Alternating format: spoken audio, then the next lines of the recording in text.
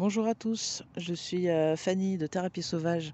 Je suis thérapeute en psychologie humaniste et en psychospiritualité.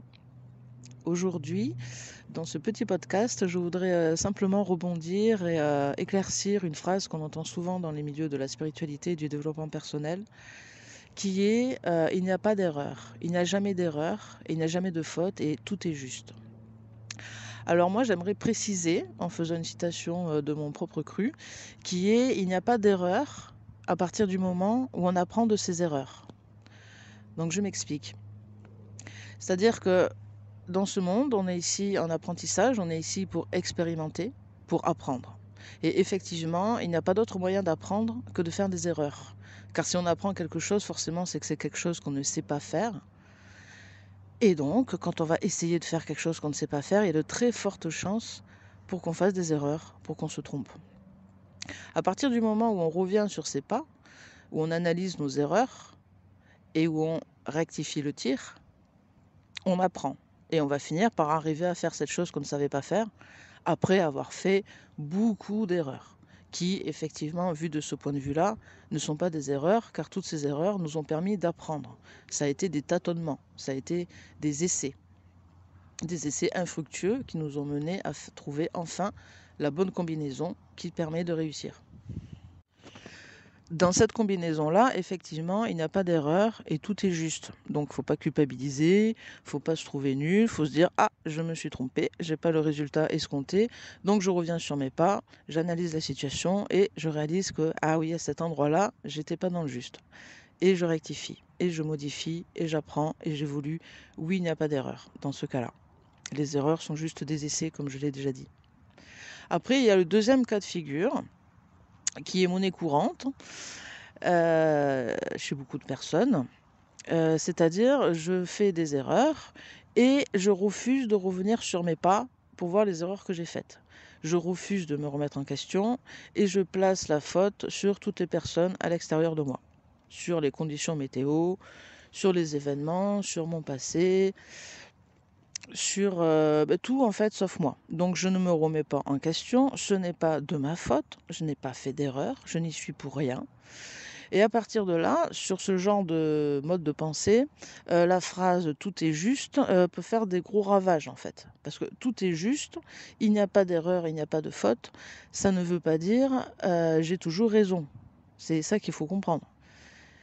C'est-à-dire que si on fait des erreurs, on est obligé quand même, pour évoluer, de prendre conscience de ces erreurs et de les rectifier et d'apprendre. Si on reste dans son ego et qu'on se dit non, j'ai pas fait d'erreur parce que dans la vie, de toute façon, tout est juste et il n'y a pas d'erreur, et qu'on ne conscientise pas ces erreurs, eh bien, on ne va rien apprendre. Un petit peu comme un élève de la vie qui aurait 3 sur 20 en maths et on lui rend sa copie et il nous maintient que non, il n'a pas fait d'erreur. Et il refuse de voir ses erreurs. Il ferme la copie en disant c'est injuste, j'y suis pour rien, c'est pas de ma faute, c'est le sujet qui était pas bien, c'est le prof qui a mal noté, c'est le prof qui a fait des erreurs, mais moi j'y suis pour rien.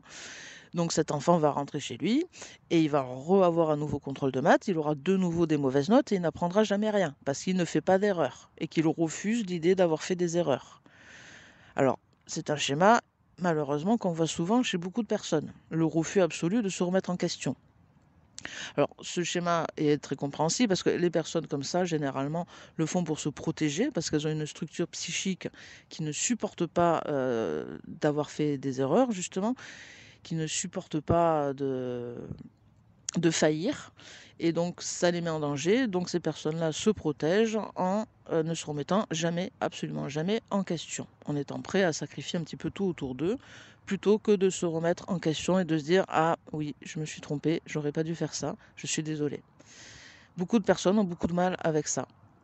Et donc, c'est pour ça que je tiens à préciser euh, ce concept en fait de il n'y a pas de faute. Il n'y a pas d'erreur, oui, à partir du moment où on apprend de ses erreurs.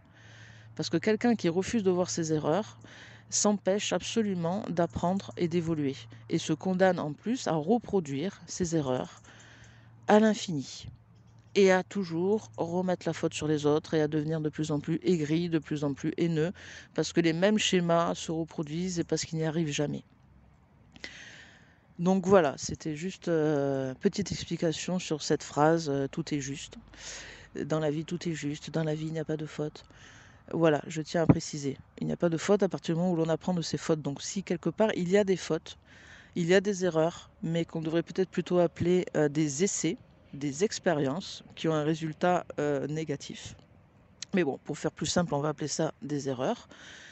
Les erreurs ne sont pas graves. Se remettre en question et découvrir qu'on n'a pas compris, qu'on s'est trompé, qu'on n'aurait pas dû dire ça, c'est pas grave. Justement, c'est positif parce qu'au moins on le découvre, on s'en rend compte. Et à partir du moment où on s'en rend compte, on peut évoluer, on peut progresser, on grandit, on avance. Donc voilà pour clôturer ce petit podcast. Donc n'ayez pas peur de faire des erreurs, remettez-vous en question, apprenez, grandissez. Dites-vous que oui, ce ne sont pas vraiment des erreurs, c'est juste que vous vous entraînez à faire quelque chose que vous ne savez pas encore faire. Et à force de faire des erreurs, de vous tromper, de vous remettre en question, de rectifier, vous allez y arriver, c'est sûr. Voilà. Je vous remercie pour votre écoute. Stéphanie de Thérapie Sauvage. Si vous avez besoin de soutien ou d'accompagnement psycho-émotionnel, n'hésitez pas à me contacter sur mon site therapiesauvage.com. Merci, au revoir.